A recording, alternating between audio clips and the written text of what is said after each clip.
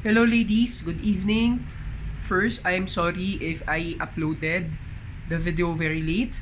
I had to attend to some matters as regards parish involvement, and also the connection is not very stable. So this is the only time I am able to prepare and record myself, trying to review to you the regions of Asia. So for the first lesson, we talk about geography. And we've learned that geography is very important in determining how people live in a certain location. It also is very much characteristic of how people interact, not just with one another, but also with the environment where they are situated. For the second week, our discussion focused on the regions of Asia.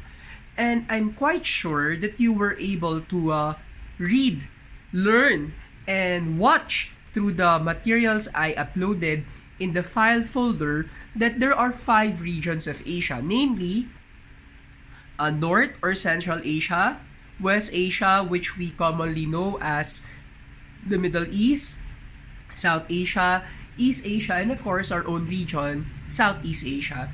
But I just like to clarify and discuss to you how we are able to determine regions. Well, foremost, it's a very practical way to look at a particular geographical space. Asia is a very big continent. As you have watched in the videos, it's the largest continent and it is home to more than the populations of South and North America combined. I think there are more than 4.5 billion people living in Asia with a combined population of China, India, and all the other countries with very fast increase in their population. Truly, Asia is home to the biggest population in the world.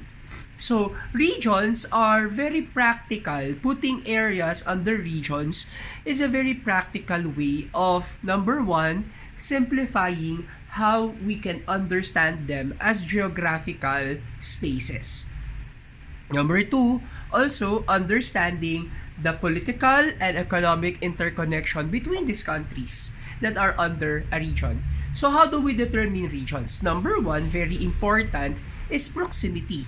You don't put regions that are far from one another. So regions are determined by their closeness to each other. In the case of Southeast Asia, these countries under this region are determined because they are neighboring countries to one another. So there are 11 countries in Southeast Asia. Foremost, the Philippines, Indonesia, Malaysia, East Timor, Brunei, Cambodia, Laos, Myanmar, Thailand, Singapore, and Vietnam. Okay, so those 11 countries, they are not far from one another. So they are proximate to one another. They are close to one another. And because they are close to one another, there are several things that they share in common. Foremost, the geographical features. If we look at the kinds of landforms and water forms present in these 11 countries mentioned, you will realize that there are a lot of similarities. Well, we can say all these countries have very long coastlines, and these countries are also very much with the same landforms, mountains and volcanoes. As a matter of fact, these countries are part of the Pacific Ring of Fire, wherein there is constant volcanic activities.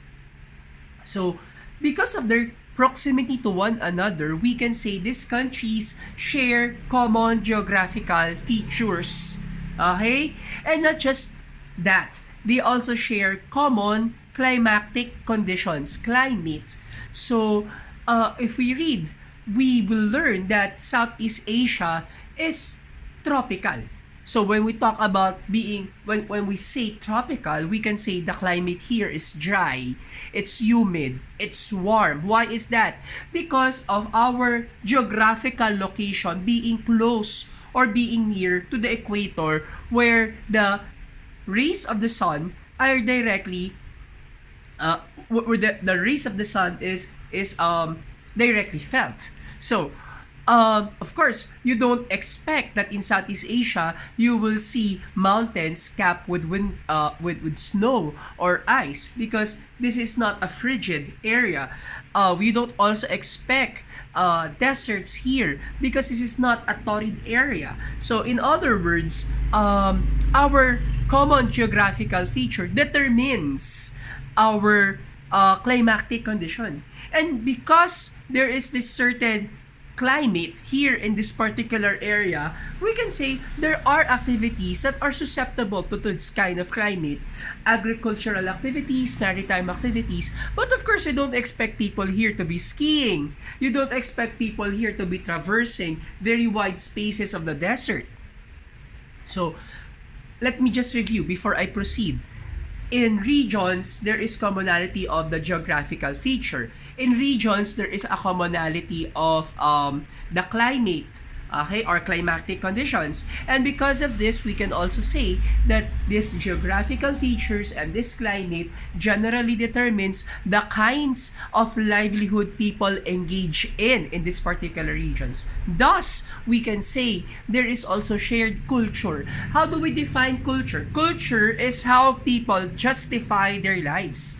And because of course, it's hot here in Southeast Asia, our activities are technically directed towards activities that are very much supported by this warm, arid weather.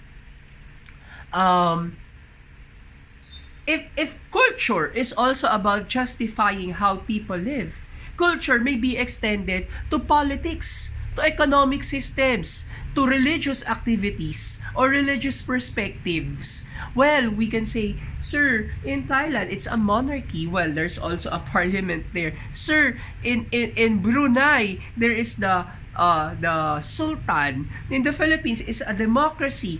In Vietnam, it's socialist. How can you say that there is common political structure? Well, we cannot say really that they have a common political system, okay, or a kind of government common to all these 11 countries. But what I'm trying to say is that the focus and attention of these governments, of these economic systems, of this religion, in the Philippines is Christianity, in Thailand it's Buddhist, in Malaysia and in Malaysia and Indonesia it's Islam.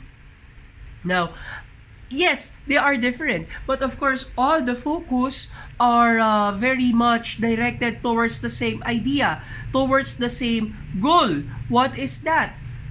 Convincing the person that his humanity is of a premium over other values, over other priorities. So, aside from that culture, we can also say that there is focus on collective social predicaments or problems. Well, say having the same geographical feature, having the same climatic condition, it all creates similar problems for people living in areas with the same conditions. So, how do people in Southeast Asia deal with volcanic eruption? How do people here in Southeast Asia deal with the frequency of typhoon and heavy rainpour, heavy downpour, especially during the monsoon season? So it's not just that. It can also be political, much like how countries in Southeast Asia are all preoccupied claiming parts of the South China Sea, or for us, the West Philippine Sea. So, aside from the idea of being collective in this perspective of solving social issues and ills, maybe there is also a part of this region's directed towards the idea of unity, cooperation, and understanding. And as I was saying to you, Southeast Asian nations, because of the commonality of their experiences, the commonality of the problems they face, maybe one of the ways through which they would like to address this is by creating what we call the Association of Southeast Asian Nations.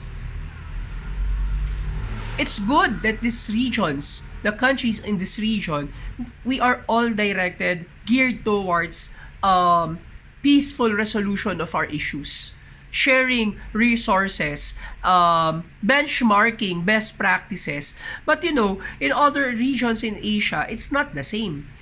China and Taiwan has been in constant bickering.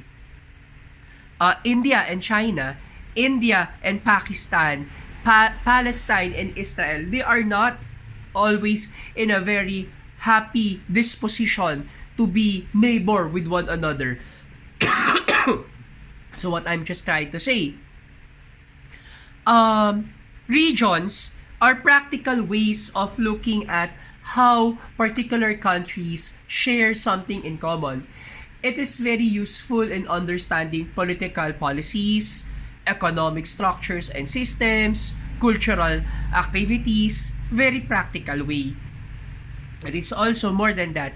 It's also a way of understanding how people treat one another, how they establish a relationship with one another. It can be one of positive disposition, or it can be one of coercion, it can be one of conflict, it can be one of war. But in the end, these regions technically would make us better appreciate our being situated in the world. That's the purpose of regions. Okay, regions technically are meant to make us more informed, more conscious, and more aware. Okay, goodbye.